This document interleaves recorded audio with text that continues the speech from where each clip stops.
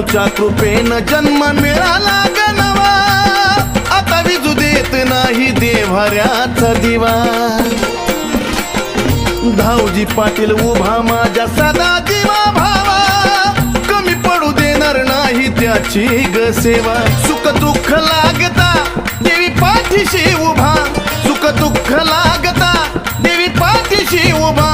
दुःख बारा वाटा नेईन, तिला शून्यातून उभा केलं काळूबाईनं, तिला शून्यातून उभा केलं काळूबाईनं.